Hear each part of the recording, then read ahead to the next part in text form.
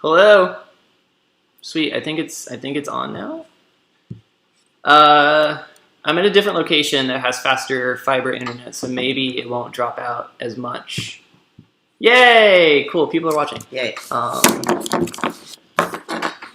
Great. Yeah. Scoot on. Oh man, this MacBook is not having a good time right now for some reason. Sorry, I had a really strange, bizarre last hour of work today, so I'm a little sidetracked. But I'll give a minute or so. Oh, we just lost half the viewers. This is great. Sorry, busy day.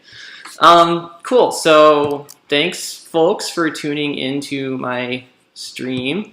I'm going to try and get this working on a slightly different setup. I'm over at a friend's place here in beautiful downtown Oakland.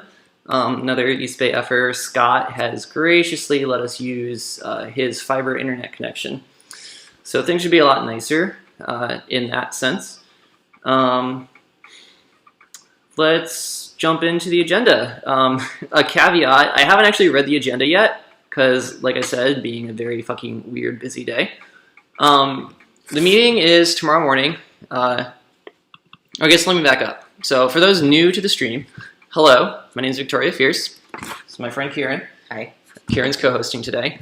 And I am part of the ABAG Regional Housing Needs Allocation Committee, the Methodology Committee. And what we do is every couple of years, every 8 or so years, the state gives a big region a huge number of homes they have to build.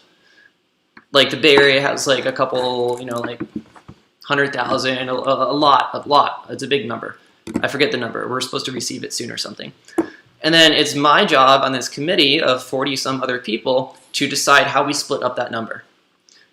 It sounds pretty straightforward, but this is how we ended up with a situation where Palo Alto, for example, had 6 units of housing in the last cycle, as it's called, because it's every 8 years.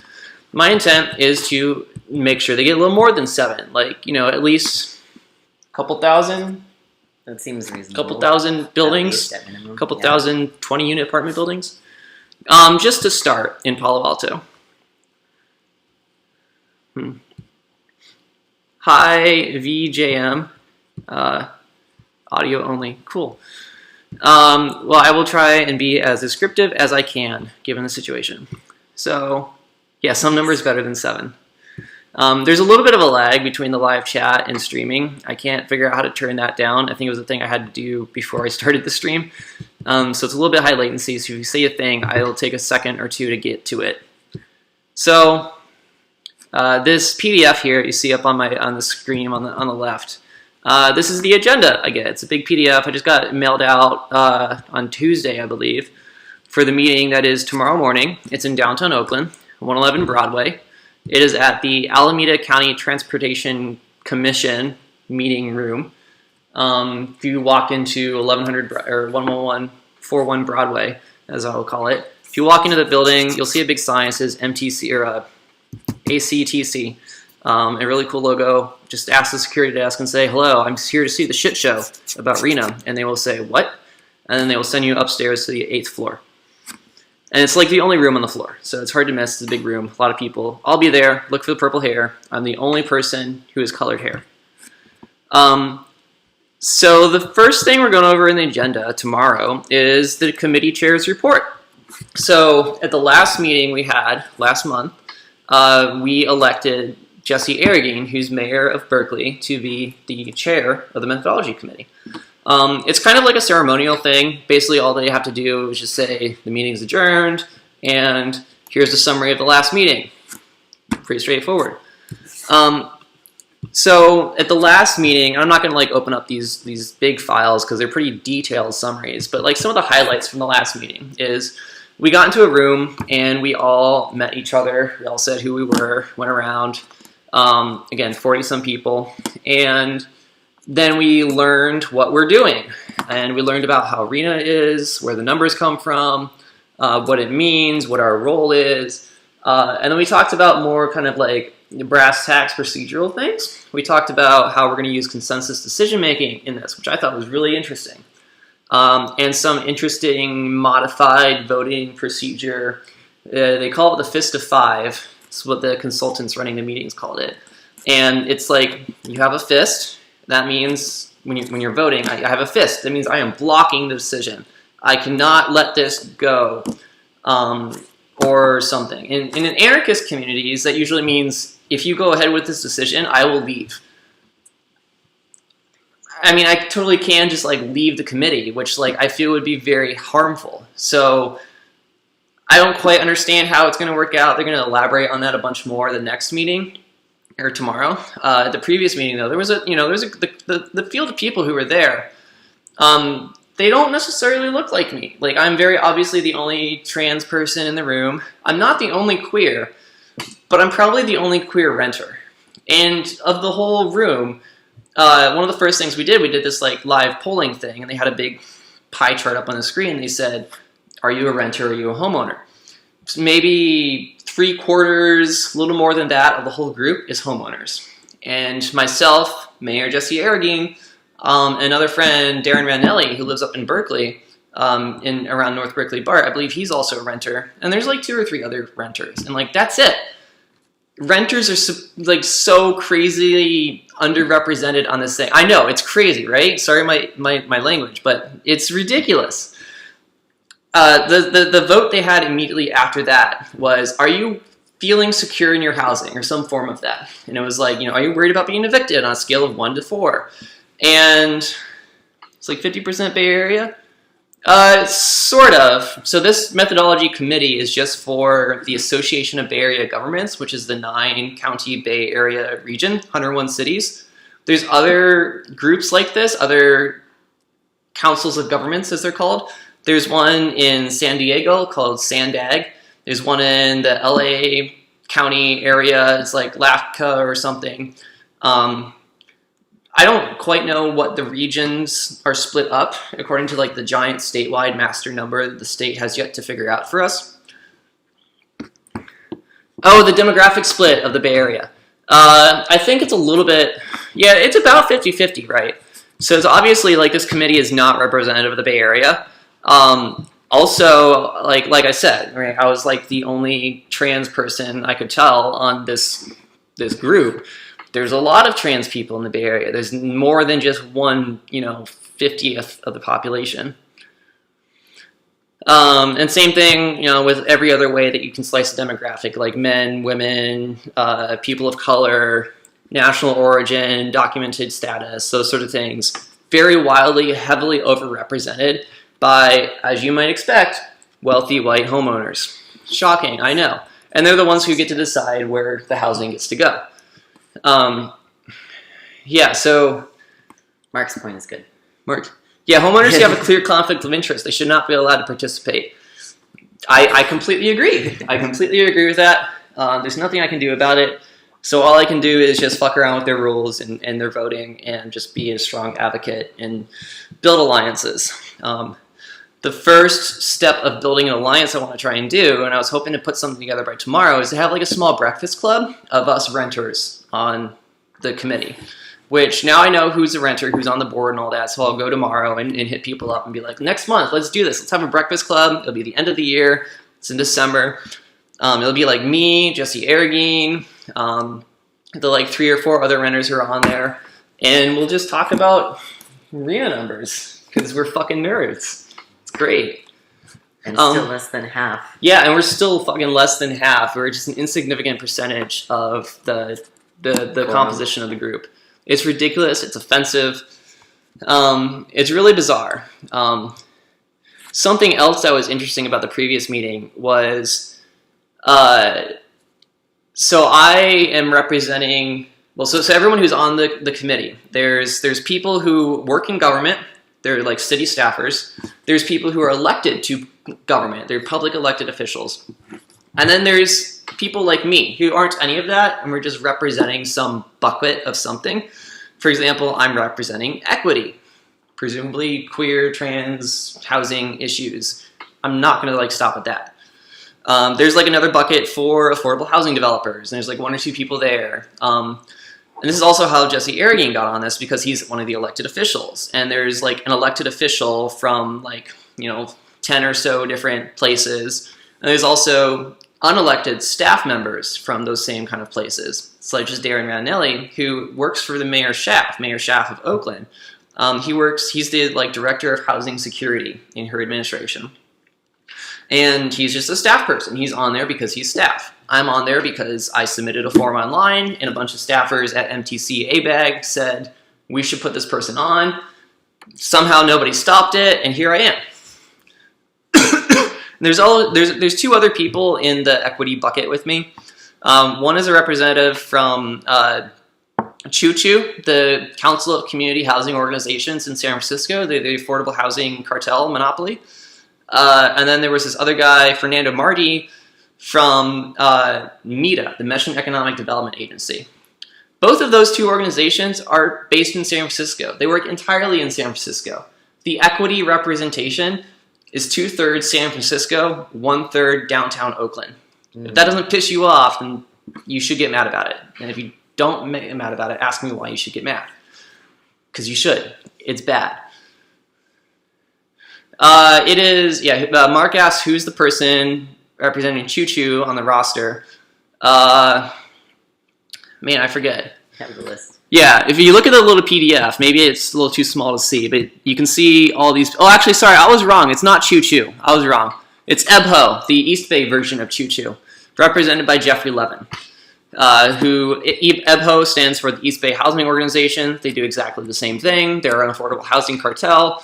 And they are just like a consortium of nonprofit developers, and they represent them in whatever. So, again, you've got 2 big affordable housing cartel members who don't have a good track record of allowing housing to be built, representing equity. And Jeffrey is, he's an older white guy. I've seen him around a bunch. I'm not a huge fan of him myself. Fernando is not a white guy. He's a guy, but he's definitely not white, and I think that's great. Yeah, equity is ignoring the world outside of San Francisco. If you live in San Francisco, your equity analysis by law must stop at Treasure Island. It's just how it was. I'm sure it's state law. I'm sure we don't make the rules. Yeah, we don't make the rules. Yeah, EBHO doesn't have the housing gurus of Calvin Welch, and Peter Cohen. Yeah, I don't really trust any of those names, especially EBHO, especially Welch, especially Cohen, especially Welch and Cohen. Excuse me. Who else is on here? So, other cool people who are on the roster. There's Rick Bonilla. He's a mayor from down in the peninsula. He's pretty YIMBY. He's mayor, or used to be mayor, of the city of San Mateo. And in fact, you may have heard about a lawsuit that we got a bad order in last week from my day job for working for Carla, suing suburbs. He, on this particular project that triggered the lawsuit, he was the only one who voted in favor of the project. The whole rest of the council voted against it, which then gave us grounds for a lawsuit. So he's like obviously on our side in this. He's trying real hard. He's trying very hard. There's Paul Campos, who is a guy who works for the California Building Industry Association, the BIA. I believe that's what he is. And he sat at my table at the last meeting and made some very interesting comments about how people want to live in single-family homes. And that's what we really need to be thinking about, is building more single-family homes, because that's what people want, right? Like, as kids grow up, they learn they need a single-family home. Yeah, definitely. Right, so I glared at him, whatever, we moved on, and I didn't want to get into a big argument about it, but I know that he's not on my side in this. He definitely wants cities to have higher RHNA numbers. He wants to undo some of these historical inequities, but he wants to do it through single-family mansions. Right, so he's like 60% of the way there. So close. He's so close. Who else was in here that I recognize? Oh, there's this guy, Bob Planthold, who is an interesting character at the meeting. He was a last-minute substitute or swap-in for some other person who I forget where they were. And he says he represents disability advocates. And what I probably my favorite thing about this guy, in fact, was so on the day of the first meeting, we all had like a long list of everyone's bios. They passed out in the staff report. And I look through all of them, and I get to Bob Plantholz, and I read his, and he starts off, and he's like, oh man, what was it? I need to look this up. I should have had it ready. But he complained about government. He complained about how bureaucrats are just fighting against whatever, and like it's like I appreciate him. It's really good for him to just put that grudge out there in advance so that we all know that he is very anti-fucking government in this government system. Wild. Anyways, he started asking something about pot farms in the middle of the meeting, and Jesse Arrington and I shared a cool moment. We just looked at each other like, yeah, pot. And then we just both collectively rolled our eyes and we're like, God, this guy will not stop talking. So here's the thing I got to deal with, I guess. He's definitely one of those guys who likes to have himself heard. He kept interrupting the meeting a whole bunch, kept talking over people, always had to have something said. The facilitator, I don't think, was really prepared to deal with something like that. I feel like the facilitator believes that all of us believe the process will work. I don't think that Bob believes the process will work. No. There's Darren Raunelli, who I told you about, who works for the Mayor Schaaf, Mayor of Oakland. He's a cool dude. He's helping us with a bunch of stuff with East Bay for Everyone and just doing good fucking work for housing. He's on team upselling the shit out of the rich. There's Matt Reagan, who works for the Bay Area Council, which is a nonprofit. They're not actually like a government body. And they're based in the East Bay, and they do a lot of housing advocacy, a lot of business-focused sort of things. Like, that's kind of the angle they go at this. Is like, you pay your employees so much because of rent, so what if you could pay them less because they paid less rent? I agree with about half of that being they should pay less rent.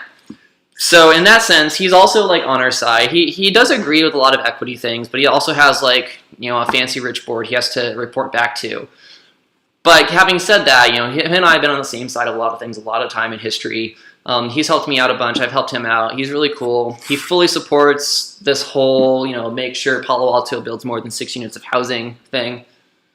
He's pretty good. It's just when it comes down to business, I think, is when it'll get a little dicey, but we'll figure that out as we go.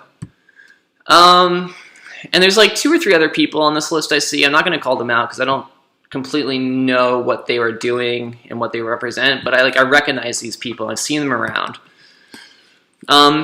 Yeah, what else happened at that meeting? It was like the first day of school. Yeah, it was like the first day of school. That's a really good way to put it.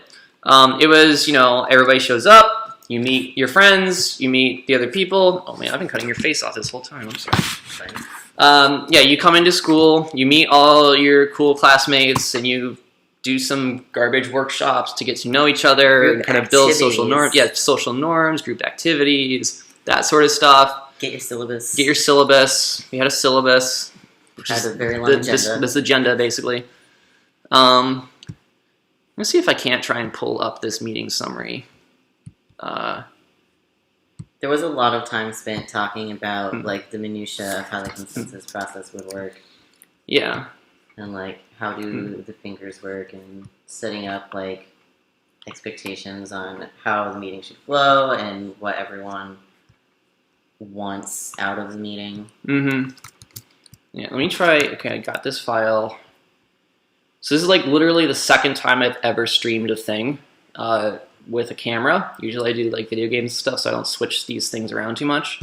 So I'm trying to figure out how to get this to load up this document without it being super slow and bad. And you can kind of see things are a little slow as it is right now. Okay, I found this thing.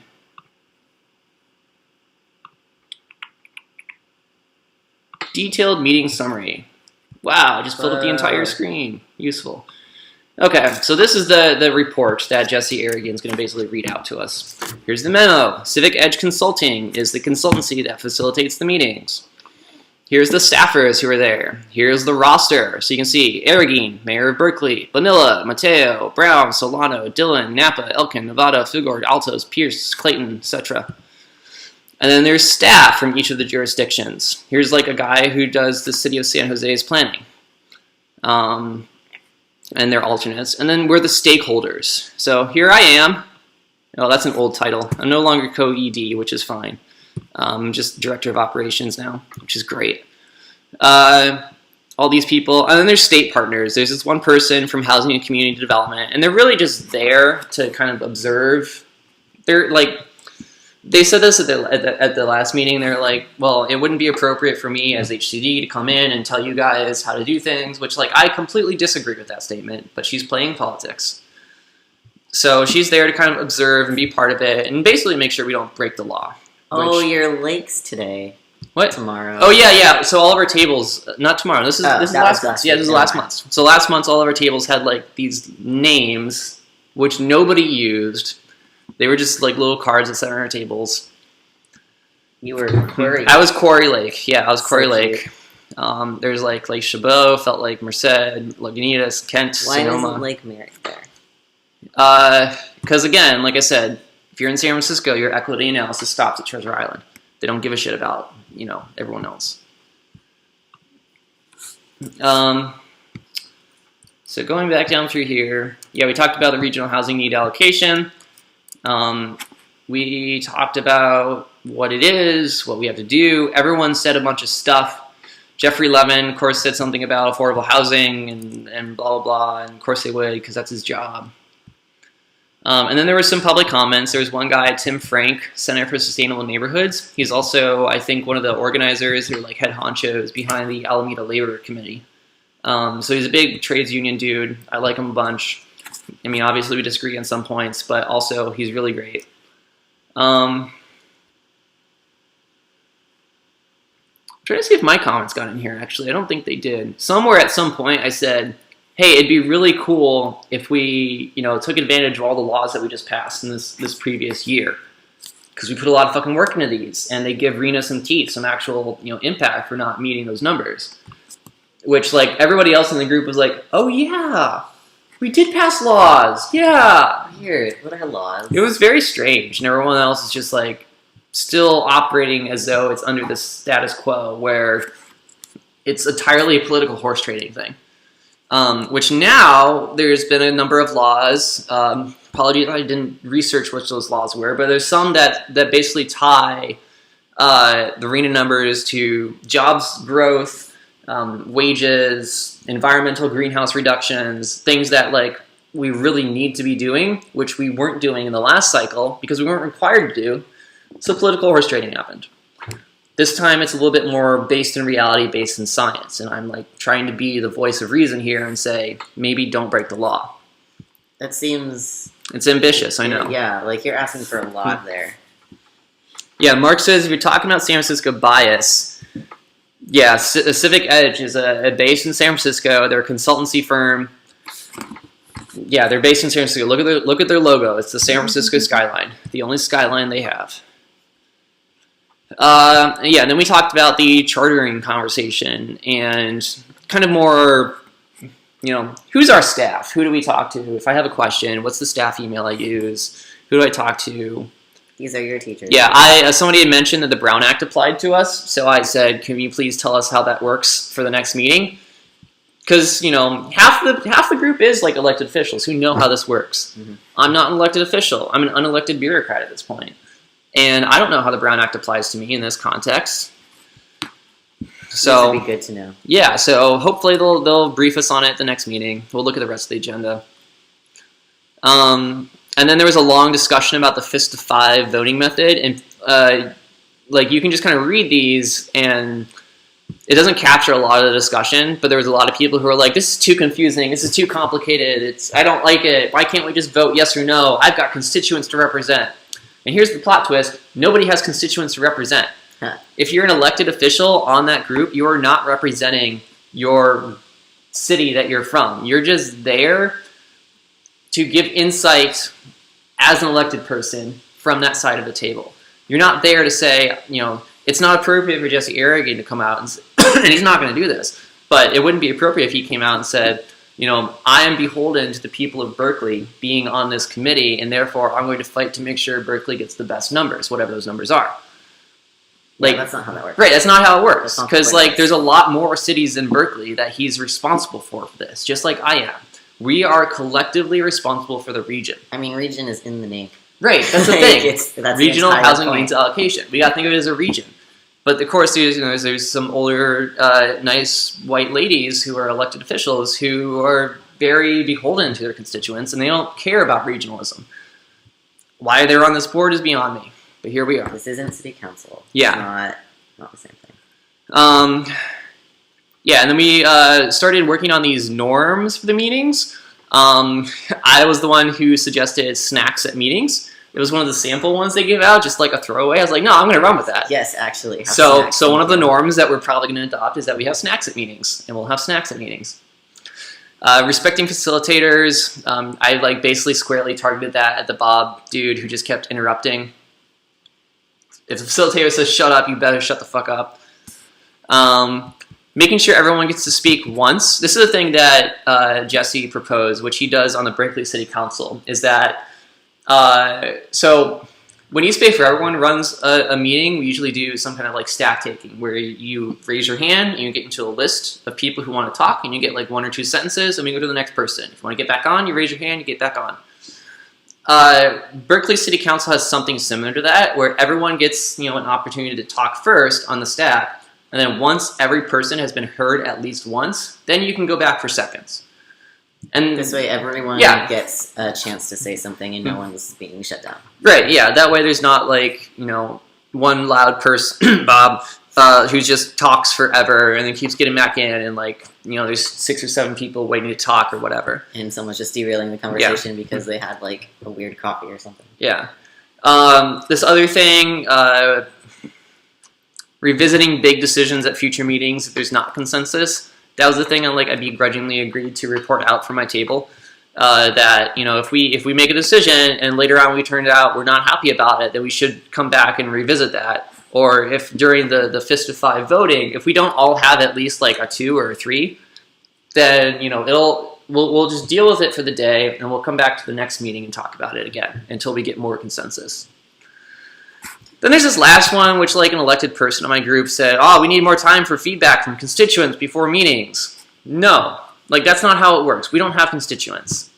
We're representing the entire constituents. Our constituents, their entire Bay Area. But I'm not gonna I don't have Oaklanders emailing me saying you gotta represent Oakland in this. Like, there's not borders. Right. This is not a border-y thing. Right. This is a border-free committee. It should be, but unfortunately, as you may already know, trots.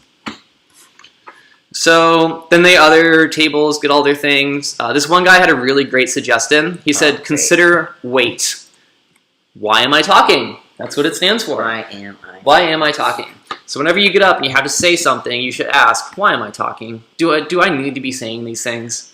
I liked how literally every table was like, let everyone have the floor, specifically because this one dude was just like hogging it the entire time. Actually, that was every it. single table is like, why don't we take turns speaking and think about if we have anything useful to add to the It was kind of amazing, actually, because it was like right after this dude interrupted again, this guy stands up and is like everyone just kind of looks over at Bob when this guy's saying wait. It was beautiful. Yeah, it was pretty great. Moment. So that was pretty fun. What were the other stuff that we talked about? Implement a voting method with 3 options rather than 5. People thought 5 was too complicated. They were like, this is too many choices. And somebody else wanted to suggest using a red card, a yellow card, and a green card rather than hand signals and That's paper, though. Yeah, that's paper. Your hands aren't paper. That's paper. There's issues of color blindness. You don't really need that.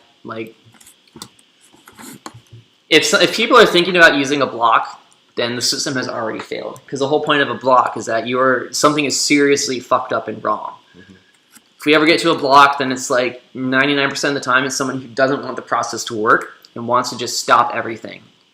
Which, in response, this is one thing that somebody else brought up, is that if somebody's going to block a thing, they have to have a principled objection about it. I was really happy that somebody else brought that up. That's the thing that we talk about a lot in Noisebridge and our regular meetings and EBF. It's if you're going to block a process, why are you blocking the process? What is your principled objection? It can't just be, I don't like this. We need to slow down until I'm happy. And wasn't one of the things that stacked on top of that was also you have to be part of the solution? Yes, yeah, your principled objection, you have to come with a solution. You arrive at the problem with a solution. Otherwise, you're just being an asshole. What other stuff did people suggest about this? A lot of people talked about all income in the Bay, all income levels in the Bay Area, and like mincing the words about that, and like little details that like I don't think really. We can grammar check RHNA when it's done being right, like methodized. Right, like the representative from Piedmont or whatever is really not going to care however we phrase that. It's not going to change what they do. It's not going to change how the thing turns out. Yeah, we can do the proofreading after we have something written. Yeah. Somebody else said ensure all the technology is working properly at meetings. Part of this is because we use this like phone voting system. Thing. No, it wasn't really a beta thing. It was just like they didn't understand what they were doing, the facilitators, and they accidentally set like a limit on how many people can vote. And it was like something absurdly low, like 10 or something. So then everyone just voted, and then like the older people who couldn't figure out the thing were like, "It's not letting me vote. The thing's broken." And then like the facilitators were just kind of like staring off into space, just like, yeah, the same thing that I do when I have like a boomer come up to me and try and explain how Facebook works or something. Like, I empathize with them greatly on this. That's not necessarily their problem to solve. There were some people who, like, despite literally every member of the RHNA committee having a smartphone, they were really upset about the fact that this was dependent on people having smartphones, and the staff were like, literally, this was a guy. Yes, I think this was like Bob or there's somebody who like, well, what if people don't have cell phones? And like, literally everyone in the fucking room has a cell phone. They've got extra laptops we can use. Like, if you're on this committee, like, I'm sorry to say, but if you're on this committee, you probably are not destitute so much that you cannot have a cell phone. And considering that like 60% of 60% of people that own housing homes secure, like I feel pretty confident in saying, it was concern trolling, like the purest kind of concern trolling of somebody like, caring about something that doesn't exist. And the people in the audience aren't participating. We don't have a vote, so it doesn't matter whether or not like I could vote on it. So it really is only for the people in the group. Yeah. So after we went over those things, we elected the committee chairman, and then we started going over all these goals and what we want to do. And there's like jobs to housing balance, and then there's somebody who's saying jobs to housing fits and equal opportunities. And like I came out and said, numbers should result in units being built by maximizing the housing laws. And everyone thought that was an incredible statement, that it was great. And I hope that we get it included. A lot of people gave a lot of lip service about social equity, and we got to integrate our communities and our societies. And then this other person was like, "There's other ways to be affordable rather than density. We need density that doesn't lead to sprawl." And I'm like, "Isn't that the point? That's density." It's literally there's a lot of strange comments about this that were strange. I will introduce you to the point. Right? Yeah, the point. One commenter came up and said, "Oh, nobody talked about housing for the homeless." And then, like, literally the entire room looks around and is like, "Where are we?" It was very bizarre. Yeah. It's like that you had a table where you could have brought that up, and also, like, that was kind of the underlying theme of a lot of this. Yeah, and then we did a wrap-up. We took public comment. We had one of those fucking yimbys show up, Aaron Eckhouse, and urge people to do the right thing and all the right stuff. And there was Corey Smith, another YIMBY organizer I like, said what was interesting actually was like all the public comment was either YIMBYs or cranks. Yeah, that's true. It wasn't even like NIMBYs. It was just like some people who come up. It was like one person who came up and was like something about something or another. We didn't talk about the homelessness. Yeah, the two Corys. But everyone else was like YIMBY, like either in a YIMBY organization or a YIMBY leader or very YIMBY adjacent. So it's pretty obvious who pays attention to these meetings. It's the people who care about this. And then we did the thing, a bunch of photos in this document, and that's that. Cool. So I'm going to go back to the agenda here. So that was the last meeting. That's maybe like 45 minutes of this stream so far. I'm probably going to end a little bit after 6 because there's a thing at 6 I want to go to in Berkeley here. So that's what happened at last month. So what are we doing tomorrow? Here's the important stuff. 1, we approve the minutes. Snore. We continue to talk about chartering and what that means for like the norms. Oh, look, they do have a report on the Brown Act. Great. Oh, cool. Yeah, so we're further developing the norms. I guess now we're going to decide what kind of snacks we bring and gluten-free, veggie, all that sort of stuff, presumably. I don't know. Talk more about the voting process. Then we do some kind of panel discussion, it's looking like. It's a panel of speakers who are going to come up and talk about RHNA objectives and factors and, affirmatively furthering fair housing. That's going to be exciting. Yes. So affirmatively furthering fair housing, for those who don't know, is this policy that was in the Fair Housing Act for a long time, forever. And it wasn't until like 2015, the Obama administration, they issued like a rule implementing it and describing what it was. And they did. And then and then Trump got elected, and then Trump HUD came along and said, we're just going to rescind that because we solved segregation. And then they just moved on. So in response, the state of California passed a law that made it state law, affirmatively furthering fair housing. It just incorporated it directly into us.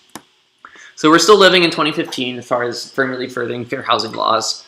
And that's a new thing that RHNA is required by law now to address. It previously wasn't, if you can believe that. Previously, we just give numbers that don't give a shit about equity, don't care about affirmatively furthering fair housing, AFFH. But now we have to include it, which, it explains a lot. And I feel from a lot of the comments of the other participants who were there, and there's a number of people who've been on this committee a few times before. And from those people, some of them, are like, oh, well, these numbers, we just have to make numbers, that's it.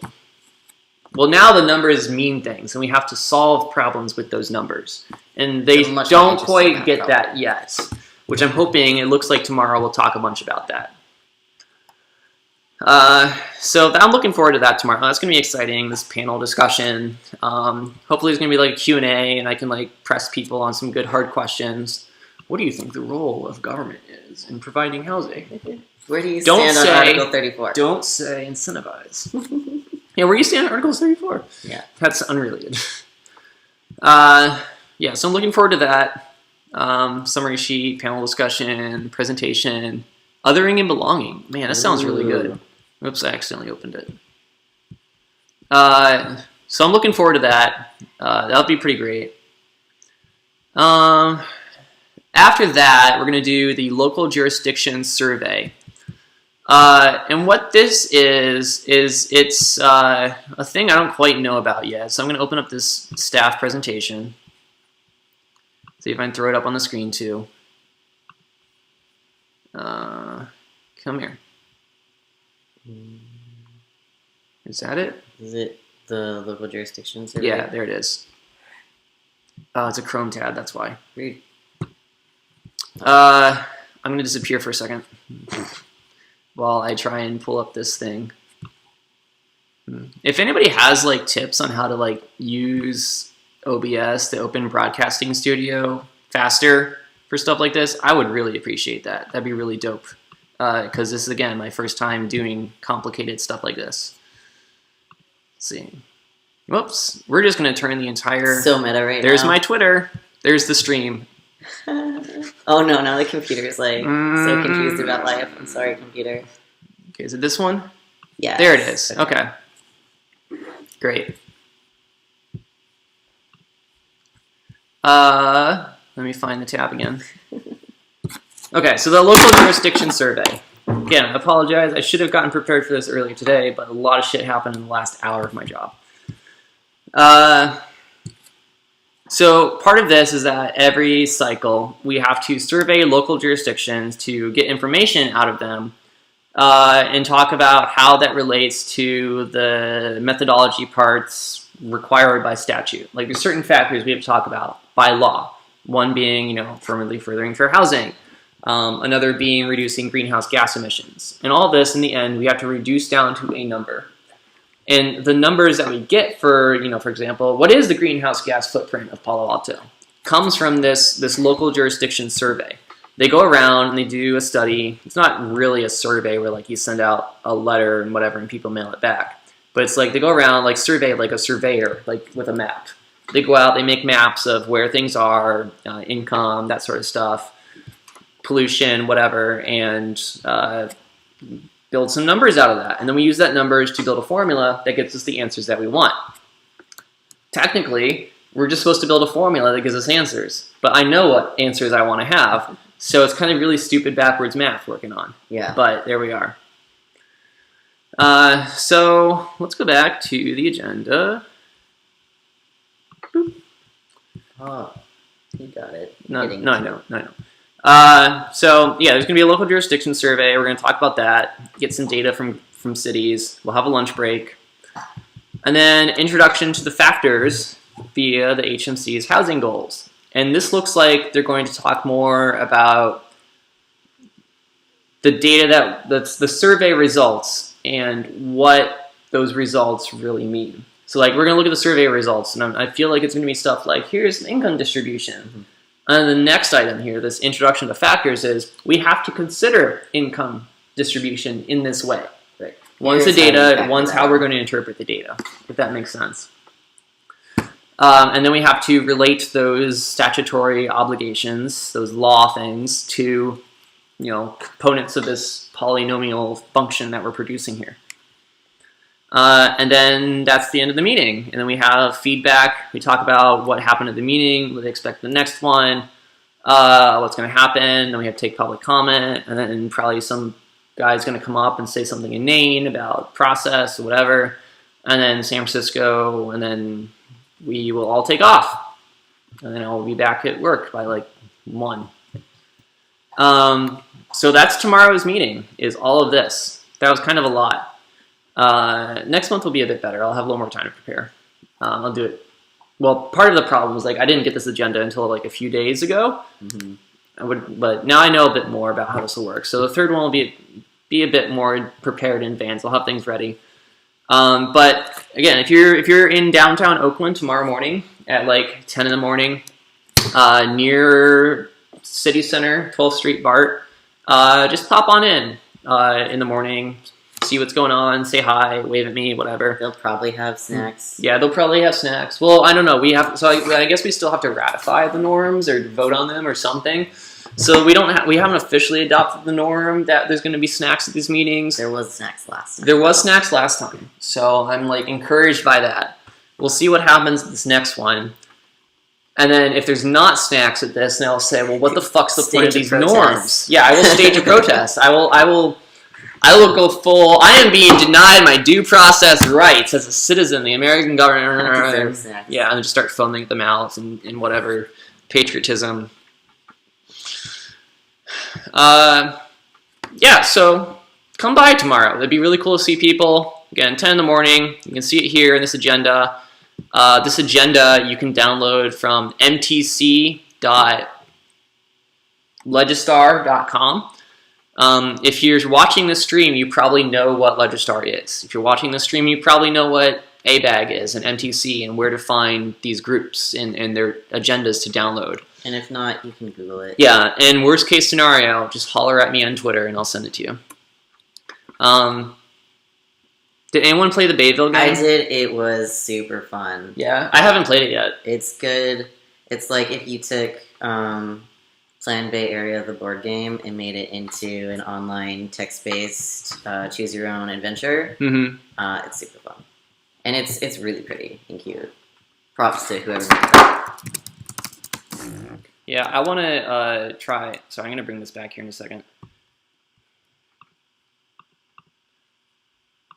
Come here. Add. There it goes. Cool. Since we don't have to have the PDF anymore, I'm going to put this up here.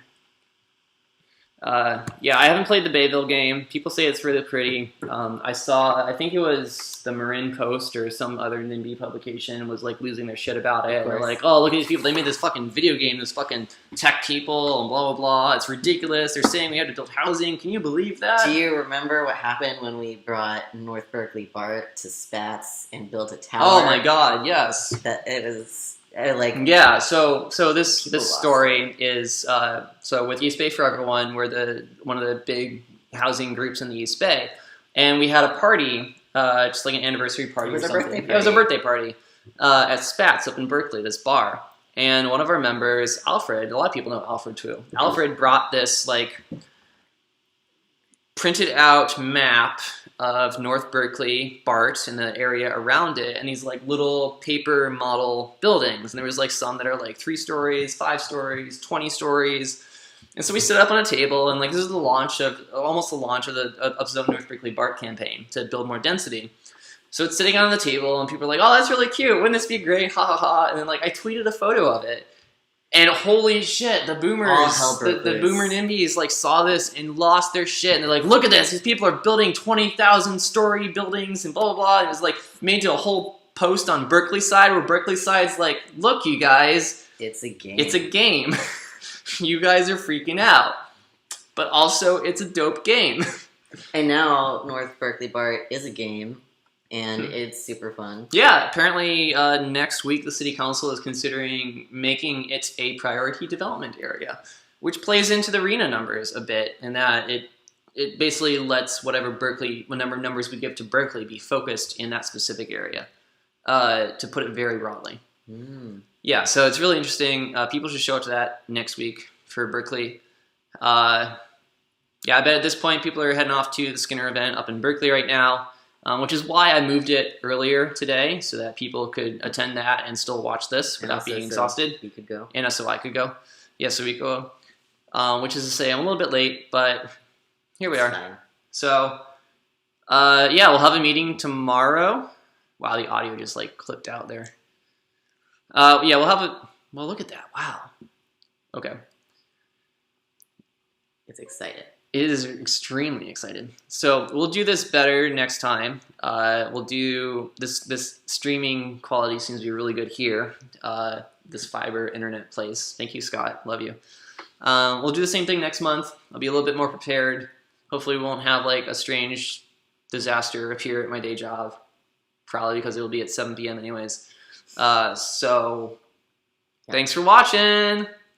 Bye. We'll play RHNA ABAG again next month. Watch my Twitter.